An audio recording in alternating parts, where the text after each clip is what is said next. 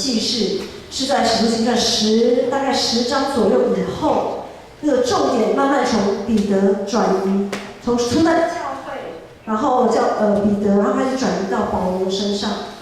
在上个礼拜天，这个麦克风有点背格的。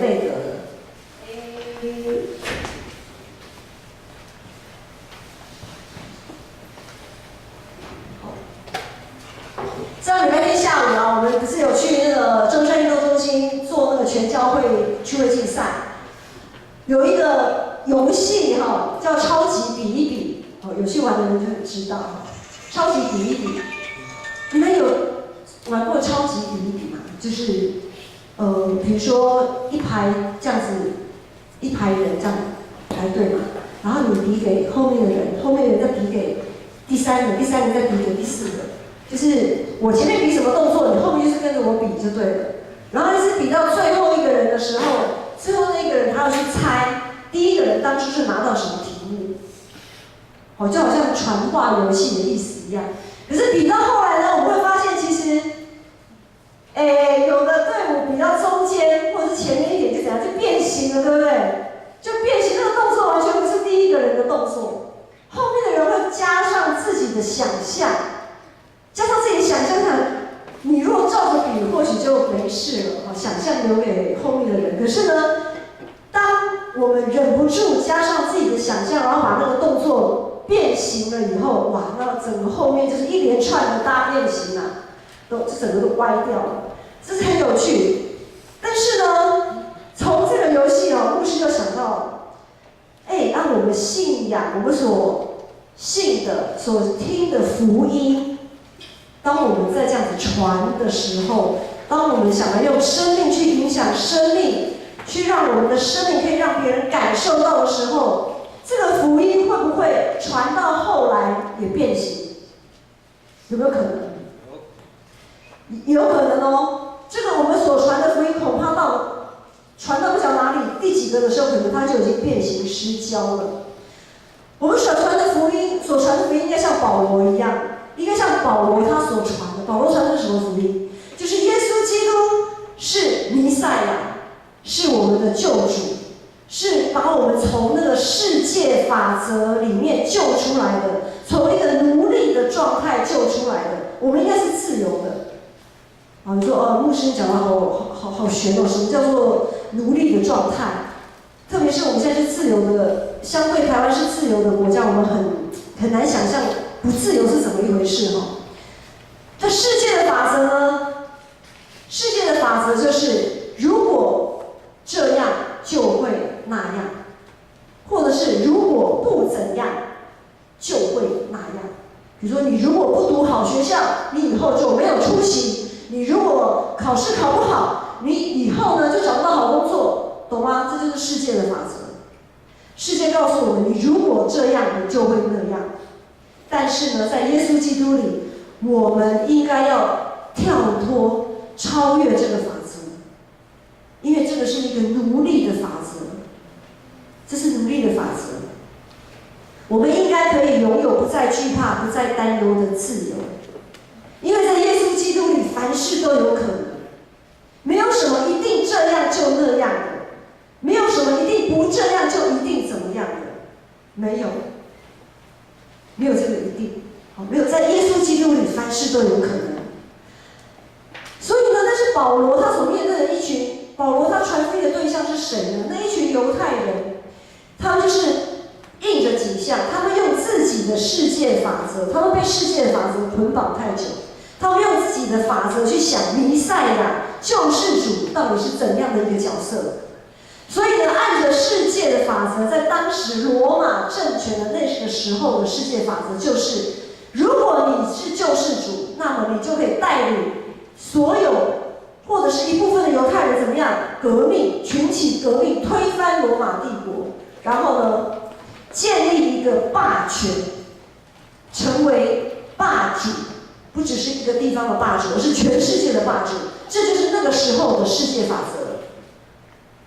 然后呢，如果他们想象中的弥赛亚那个救世主，如果可以成为世界的霸主的时候，这些犹太人就可以向全世界的证明什么？我们所敬拜的上帝真的是万王之王、万主之主啊！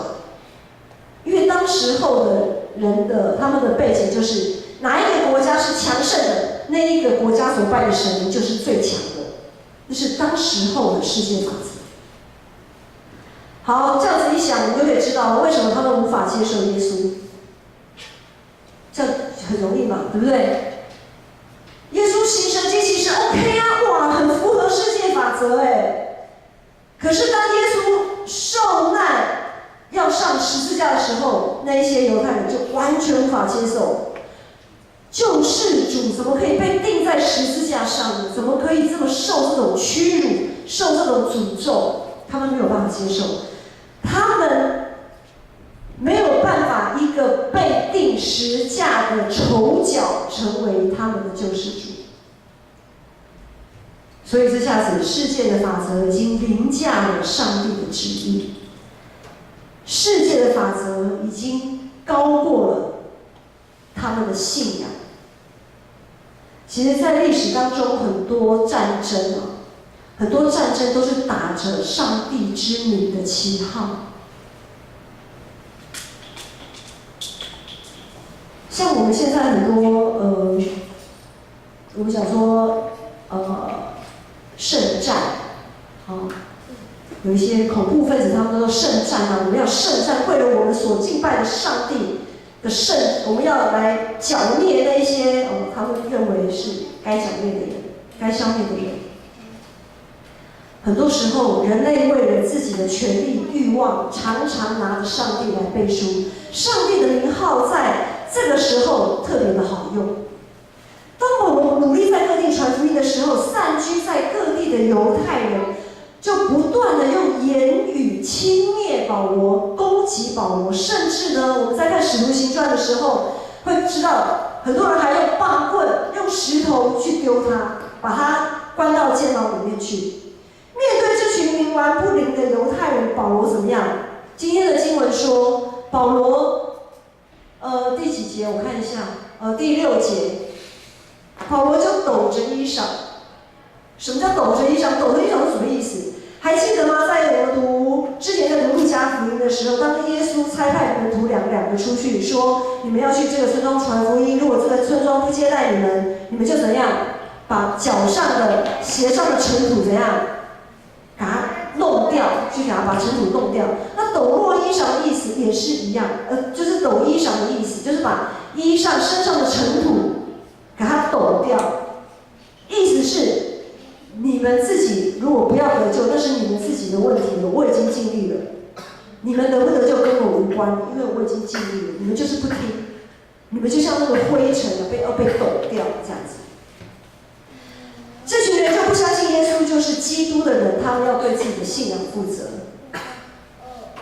对于耶稣，对于我们所听见、所领受的福音，我们是不是也会有不切实际的理想？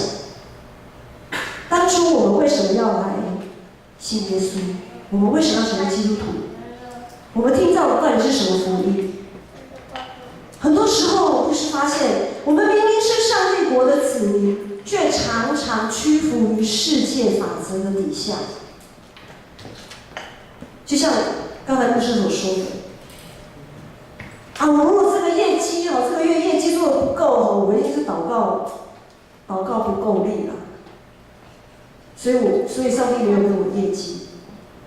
我今天如果会得病别人都好好的，就奇怪，就我吃了拉肚子但是我哪边得罪上帝？上帝给我这样的惩罚。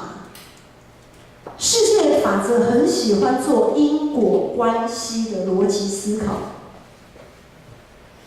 在基督里，我们到底要追求什么呢？我们为什么要当基督徒？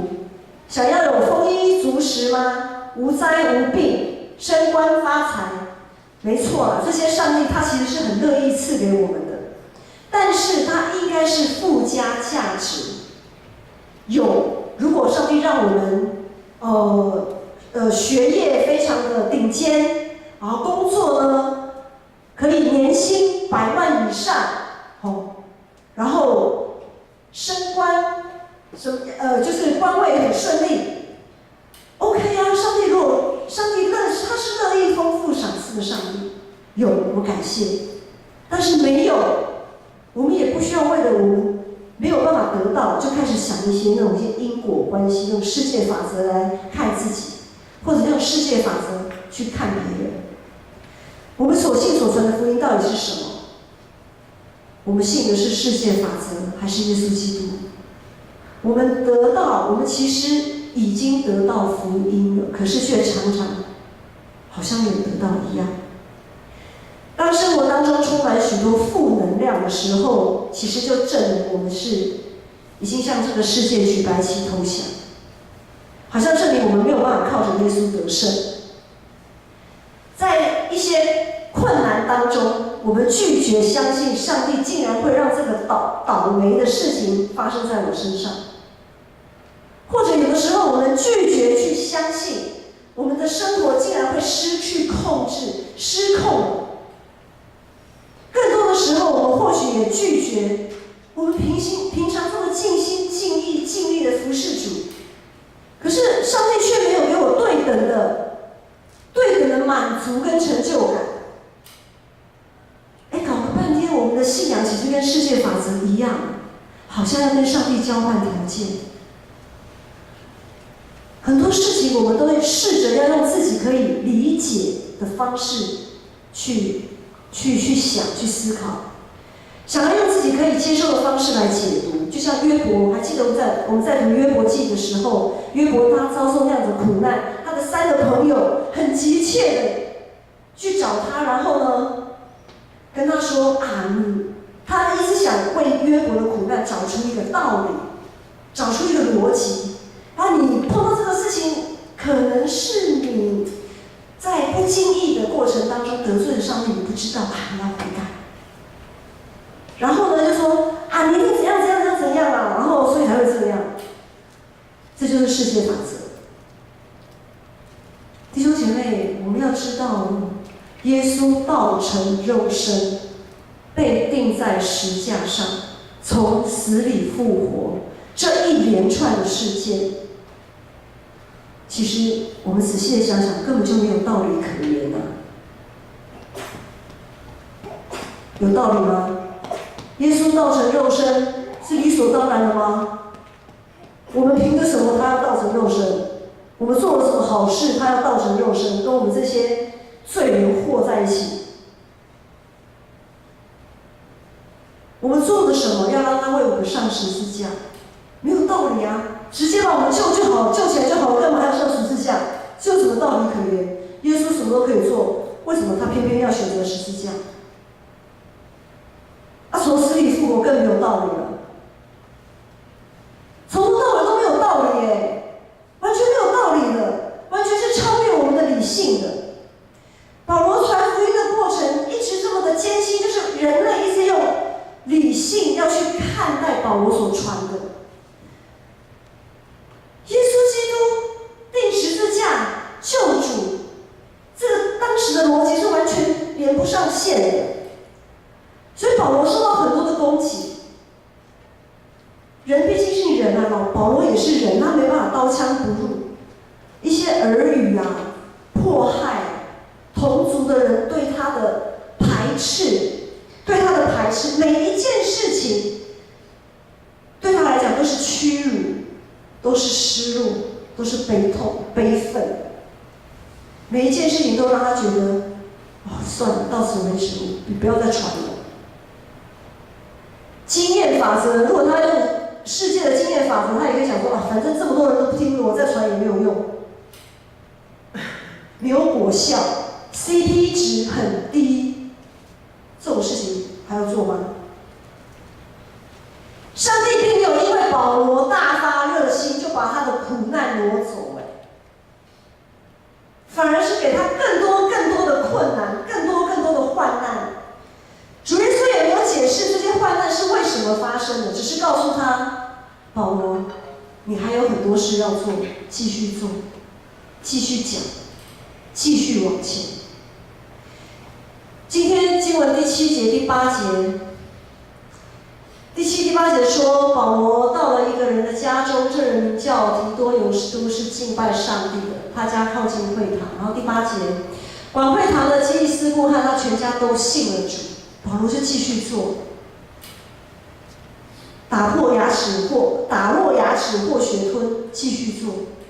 上帝就用这样子的一个事件，让基利斯布和他全家还有许多一些在那个时候的比例，人口比例来讲，其实是少数了让一些，但是在保罗来看，就是他就看有的，他就看到这些可恶福音的人，这样子的事件，上帝让这样子的事件鼓励了保罗，让他可以继续向前行。如果我们像保罗一样，因着福音，因着耶稣在服事当中受到了一些言语上的攻击，或者是一些负面情绪的态度的对待，现在比较少人身攻击了哈，所以我们可以知道，我们所受的真的比保罗还要轻太多了。我们不要一直被情绪控制，当然我们受委屈的时候一定会有情绪，我毕竟是人，但是我们不要一直被情绪控制，不要一直追问为什么，不要一直追问说这有什么道理，那个人为什么要这样对我，我这样有错吗？我做这么多还被人家嫌，我们不要一直追问这些。我们所信所传的福音，就是以十字架为基础的福音，更是从死里复活的福音。耶稣说：“那些因我的名被逼迫的人有福了。”就说：“主啊，请你赦免他们，因为他们所做所说的，他们并不知道。”福音不是用来理解的，而是要用来相信。福音超越了人所能理解的那个范畴。如果我们想要用世界的法则来解释福音是什么，那是完全行不通的。因为福音不是用来解读、解释人生的难题，它是用来超越我们人生碰到的困境。它不是用来告诉我们为什么会这样，而是要告诉我们，我们还可以怎么做。它不是告诉我们为什么会这样，而是告诉我们，我们还可以怎么做。当保罗面对这么多的难处，他仍四处见证耶稣在他身上的所行的奇事，见证他如何遇见复活的耶稣。其实我们也常常在生活当中可以遇见上帝，只是我们没有仔细去观看、聆听。有一本书就是马约翰牧师他所写的书，这个书上说，当天空降下甘霖，当大地震动，当百花齐放，我们知道创造生命的主正在做工。举头观看大自然吧，我想这些泰雅人青年常常在那个大自然群山环抱的那个过程当中，曾经有几次牧师跟传道有去，我们那时候是去那个也是泰雅人的部落田埔教会的附近，新竹尖石乡那里。真的很美，日出到日落，每一个钟头的光线、色彩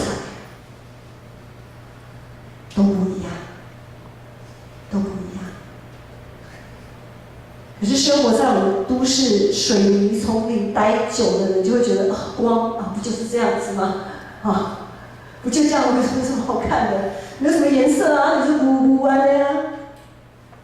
有什么好感觉不太到的？可是我们要常常去看那一些上帝的创造。如果我们常常在都市的丛林看不到，好啊，那我们稍微感受一下。很多时候我们过马路的时候，不管是我们人在走，还是车在右转、左转等等的，如果有人愿意礼让一下我们，我们就遇到天使。这是个让我们觉得很暖心的一个感受。有的时候当我们去买东西，找错钱，可能是我们找多了，我们还给那个店员，店员会遇见他也遇见耶稣了。或者是当我们买到不好的东西去退货，然后他也很和颜悦色说不好意思，我马上换给你。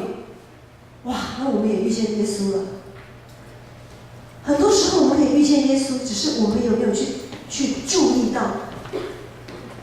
特别是我们在睡觉的时候，睡觉的时候是完全放手，把我们的生命交在上帝手中的那个时刻，上帝也在值夜班，让我们可以安然的、很安心的。夏天吹着冷气，丢在那个棉被里面，舒舒服服的睡上一觉，然后迎接隔天的太阳。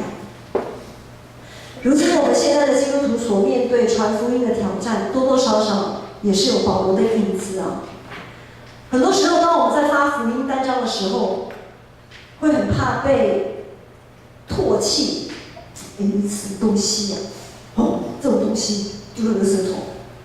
我们很怕这种被唾弃、被鄙视、被拒绝的态度跟眼神。当我们学习，然后当我们学习成为基督的精兵，在教会里面不断的受装备、受造就，成为基督的精兵，要去传福音的时候，在教会里面常常会发现闲言闲语一大堆，负面情绪一大堆，意见更是一大堆，充满了为什么事情会这样，为什么会那样，为什么没有怎样怎样。教会里充满了很多这样子的耳语。教会应该是充满爱、说爱、彼此相爱的地方。可是有一句话，我想大家应该也蛮熟悉的，就是相爱容易，然后呢，相处难啊。相爱容易，相处难。牧师知道有一些弟兄姐妹受到言语上的伤害，受到一些不实的指控，受到许多的质疑。很多时候，在一个事件的发生，一直到传话传到后来的结果，就好像我们上个礼拜玩的那个比手画脚的游戏一样。很多事件的发生的当下，旁边看的人可能一开始只是个疑问句，可能只是想说：那个人怎么会这样做啊？这个东西怎么会这样子呈现啊？一开始只是疑问句哦，可是这个疑问句当随着更多的人掺和、搅和、谈论这件事情，一直谈论到可能不知道第几个的时候，疑问句就变成肯定句了。肯定句就变成那个人会这样做，一定是怎样怎样怎样这件事情会这样呈现一定是怎样怎样又怎样很多时候，一个事件开始发生到最后的呈现，会变形，会变得完全都不是原来的那个样子。怎么办呢？我们人都不完全嘛，有的时候就是难免会，我们很多很丰富的想象猜测嘛，对不对？我们有很多的世界法则搅和在我们的理性逻辑思维里面，我们都不完全，我们都有可能不经意的，比如说有口无心我们都可能不经意的会去伤害别人，会去论断别人，会去猜测、猜疑、揣测别人的心思意念，我们都不完全，我们也没有办法避免我们遭受到这样子的一个质疑，那怎么办呢？如果我们遭受到像保罗那样子的被对待，被语言恶意的伤害，我们所能做的，就是要像保罗一样，把那些伤口留给耶稣，交给耶稣。我们不要一直盯着那个伤口看，我们不要盯着伤口看，不要一直在那些只会诋毁自己的人身上浪费时间。我们要继续向前，我们要从伤害当中走出来。当然走出来不容易，因为害怕再次受伤害，一朝被蛇咬，10年怕草绳。但是盼望今天保罗的这段经历、这段经文，可以给我们带来安慰，带来鼓励，鼓励我们可以跨越世界的法则，继续向前。保罗对上帝大发热心，遭受许多的患难，面对这么大反对的势力，灰心胆怯是免不了的。对于保罗的挣扎，上帝说什么？第9节、第10节，主在异象中对保罗说：“不要怕，只管讲，不要闭口。有我与你同在，必没有人下手害你，因为在这城里还有我许多的百姓。”今天上帝要对大家说：不要怕，只管去做，不要停止，更不要后退，因为主耶稣与我们同在，没有人可以下手伤害你们。因为还有许多上帝要救赎的人在我们当中，甚至在圈外他带进圈内。上帝要让我们继续向他们传福音。保罗为了福音的缘故，他选择继续留在这个让他千疮百孔的哥林多城市。本来这个城市他一刻也不想待下去了，可是因着上帝对他说了这段话，他选择继续待下去，一待就是1年半的时间。弟兄姐妹，或许教会曾经让你千疮百孔，或许教会让你曾经或者现在感到失望。如今，你是否愿意为了耶稣的缘故？你是否愿意为了耶稣留下来，继续不只是留下来而已，还要继续跨越那个困难，完成耶稣所托付给你的使命？我们一起共勉。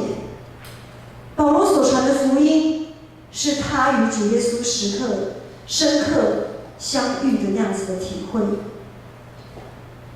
盼望各位要常常回想当初与耶稣相遇的那样子的感动，找回起初的爱。其实牧师常常发现、听见、看见，我们教会有许多的美好的见证。这些见证并不是什么丰衣足食，并不是无灾无病，反而是在病痛当中，怎么靠着耶稣还可以有盼望的继续往前走下去。世界不给我们的机会，在耶稣基督里面，我们绝对都有资格可以拿到。我们要紧紧抓住耶稣，我们要紧紧抓住耶稣，千万不要像保罗不要像保罗身上那些灰尘被抖落，然后被排拒在那个救恩的门外。我们已经得到了，我们要紧紧抓住，不要松开手。我们都像保罗一样，常常会在生活上遇到挫折困难，但我们也要像保罗一样，这些挫折困难不应该要让我们停止见证耶稣，反而是要见证主耶稣的能力复辟保守在我们的身上。福音本是神的大能，盼望耶稣的同在能带给我们免于恐惧的自由。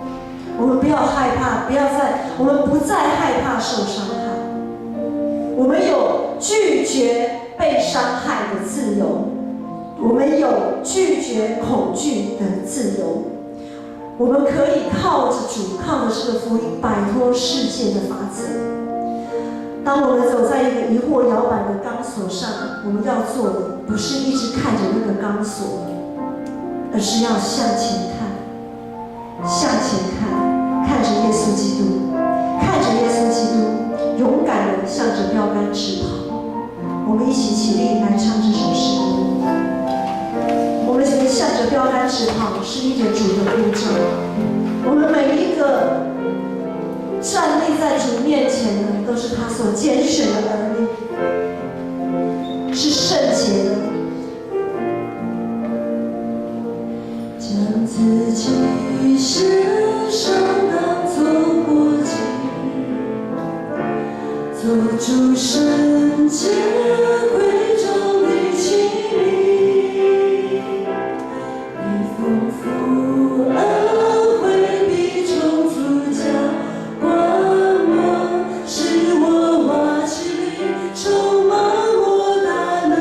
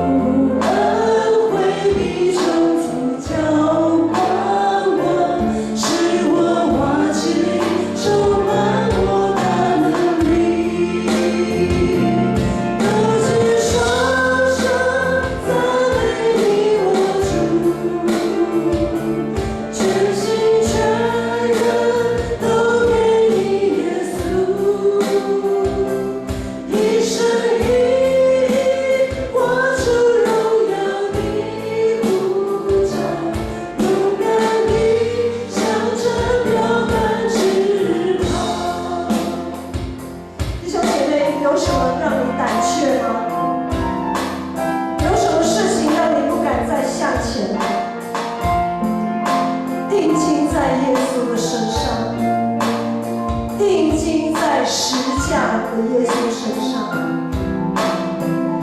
主耶稣已经从十字架复活高升，我们的苦难也不会一直在十字架上。3天，是的，可以，你们可以给主3天的时间，说主啊，我实在是痛苦，我实在是跨不过去。好，给你3天，这3天就好像我们被钉在十字架上，下阴间这样子的痛苦，但是复活的主要带给我们一个复活的生命，要让我们越过这些困难。他的丰富充足的恩惠必充充足足的浇灌我们，让我们看似卑微的瓦器可以充满莫大的能力。我们要把我们自己献上，因为主是配得的，他带我们出黑暗入光明，将自己献上当作活祭，做主圣洁贵重的器皿，丰富恩惠必种子浇灌我，使我瓦器里充满莫大能力。高举双手，赞美主，赞美你我主，全心全人都给你耶稣，你声音活出荣耀的呼召，勇敢地向着标杆直跑。高举双手赞美主，高举双手赞美你我主，全心全人都给你耶稣，你声音活出荣耀的呼召，勇敢地向着标杆直跑。跟着耶稣，跟着耶稣，随耶稣爱我的主，我爱你，耶稣。跟随耶稣爱我的主，我爱你，耶稣。跟随耶稣，更坚定的跟随。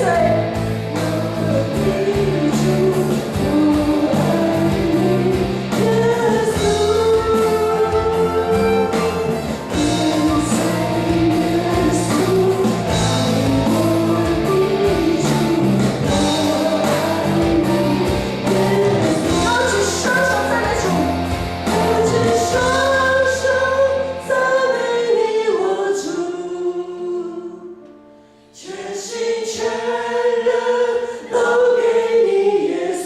用我们的生命来唱，一生一活出荣耀的呼召，勇敢地向着标杆直跑。高举双手赞美你我主，全心全人都给你耶稣，你声音活出荣耀的呼召，勇敢地向着标杆直跑。一生一活出荣耀的呼召，勇敢地向着标杆直跑。我们一起来领受从上帝来的祝福。愿主耶稣基督的恩惠、天父上帝的慈爱、圣灵的帮助与感动，让我们可以跨越这世界的法则，跨越我们生命当中让人瞧不起、看不见的事情。我们跨越这一切，跟着耶稣一起向着标杆直跑，从今时直到永远。阿门。